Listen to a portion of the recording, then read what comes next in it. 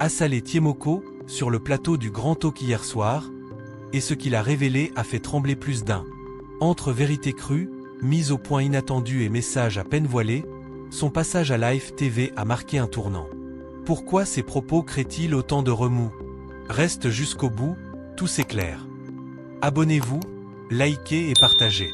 ADCI, aujourd'hui même, a déposé l'ensemble de ces dossiers.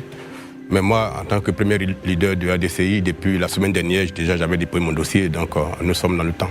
Et vous revendiquez combien de candidats potentiels? Nous pensons que sur le territoire national, nous aurons une trentaine de candidats sans piller ADCI. Est-ce que cela suffit pour couvrir les 322 000? Ah non, nous sommes un mouvement très jeune, on a à peine 16 mois. Les élections locales, c'est une question d'équation personnelle. Il faut avoir des équipes bien imprégnées du terrain pour aller aux élections locales. Donc on choisit les zones où nous pensons que nous avons les chances de faire de bons résultats. Daouda? Merci beaucoup.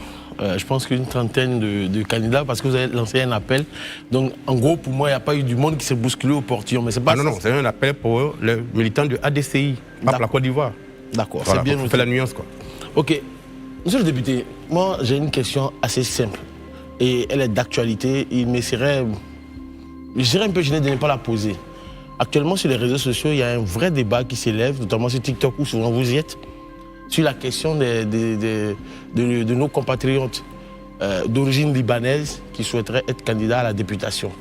Il y a un vrai débat qui s'est levé sur cette question. D'origine libanaise, mais naturalisée. Naturalisée ivoirienne, voilà. Très bien. J'aimerais savoir quel est, vous, personnellement, votre avis, parce que généralement, vous donnez votre avis, mais pour cette fois, vous n'avez pas donné votre avis.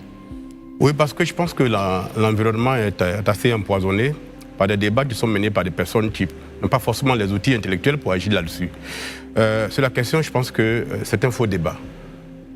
On est ivoirien soit de naissance, soit on est naturalisé. Quand on est naturalisé, la loi est très claire. Pour être candidat, il faut attendre 10 ans.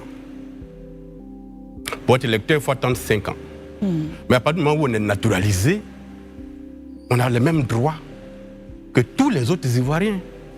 Qu'on soit de peau noire ou de peau blanche, dès l'instant où on est ivoirien, qu'on détient une carte d'électeur, une carte d'identité ivoirienne, qu'on remplit les conditions fixées par la loi, on peut se présenter à n'importe quelle élection. Peut-être pas la présidentielle, où les conditions sont plus rigides par rapport à la nationalité, mais pour les autres élections locales, quand on remplit les conditions de délai de 5 ou 10 ans, on peut être candidat à tous les niveaux.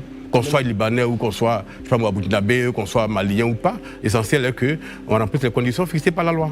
Mais quelque part, M. Assalé Tiemoko, est-ce que vous ne pensez pas que c'est vous-même, les hommes politiques, tout parti politique indépendant confondu, qui avez pollué ce débat-là? Parce que souvent de fois, lors des joutes électorales, certains ont tendance à venir sur l'ethnie, comment on appelle ça, l'origine des uns et des autres. C'est pas de son village, ici, il n'est pas né ici, il n'est pas de là.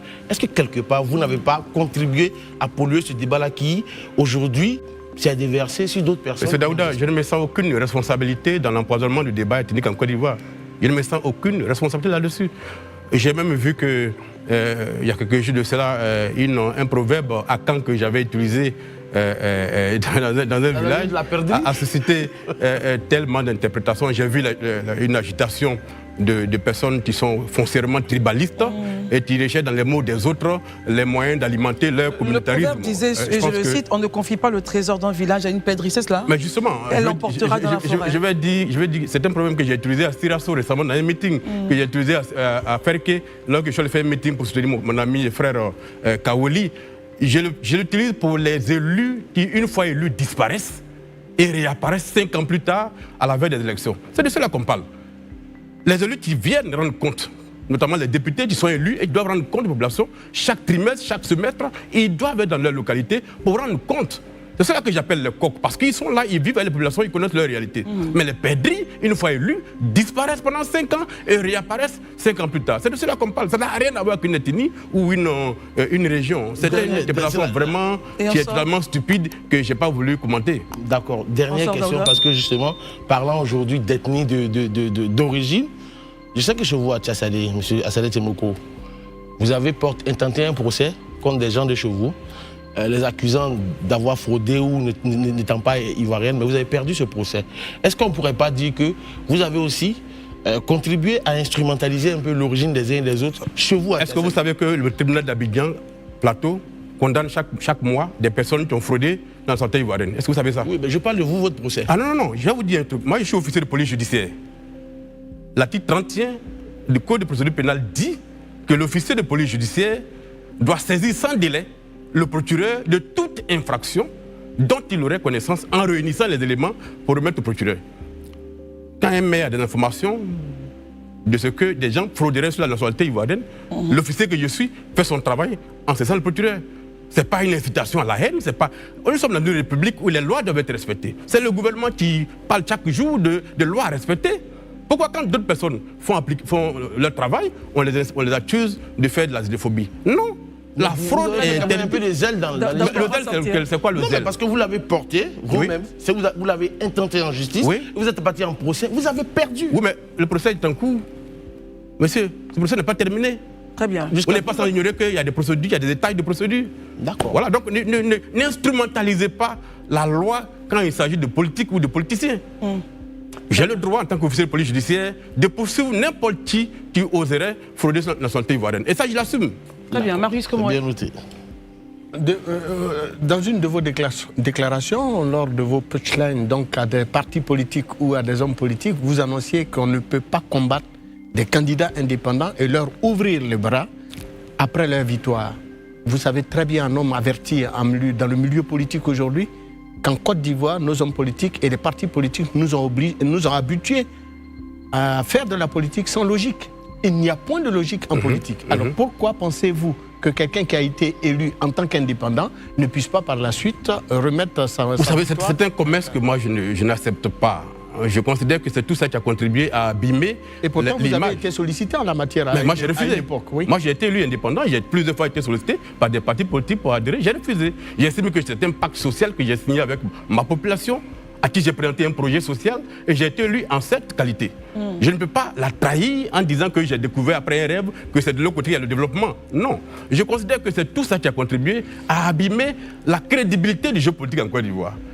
Les partis politiques font signer des déclarations à leurs candidats. Des engagements. Pour dire qu'ils prennent l'engagement de ne pas aller en indépendant s'ils n'ont pas été sélectionnés. Et même des partis politiques qui ont menacé officiellement des candidats de sanctions. Il y a eu des sanctions. Une fois qu'ils ont été élus, mais c'est le même parti politique qui couvre ces candidats indépendants, qui les courtise et qui leur propose des choses pour qu'ils reviennent. Au Parlement, j'ai estimé que cette façon de faire était une trahison. Et j'ai proposé une loi pour l'interdire. Dans plusieurs pays, c'est interdit. La transhumance politique. La transhumance politique, vous savez, la transhumance des citoyens est interdite par la loi. Quand un citoyen se lève à Abidjan pour aller s'enrôler à Tiasalé alors qu'il n'y vit pas, la loi prévoit jusqu'à 1 an d'emprisonnement pour ça. Exactement. Mais pourquoi l'élu, lui, peut transhumer et puis on célèbre cela? Donc j'ai estimé que c'est quelque chose qu'on doit réguler. Est-ce que cette loi a prospéré justement? Mais justement, c'est parce que chacun il trouve son commerce qu'ils ne veulent pas l'approuver. Moi j'ai fait la proposition de loi, elle a été rejetée par le Parlement. Donc j'estime que ce débat-là, on le fera plus tard, quand le pays sera moins polarisé d'un point de vue politique. Merci d'être resté jusqu'à la fin. N'oubliez pas de vous abonner, de liker et d'activer la cloche de notification pour ne rien rater de nos prochaines vidéos.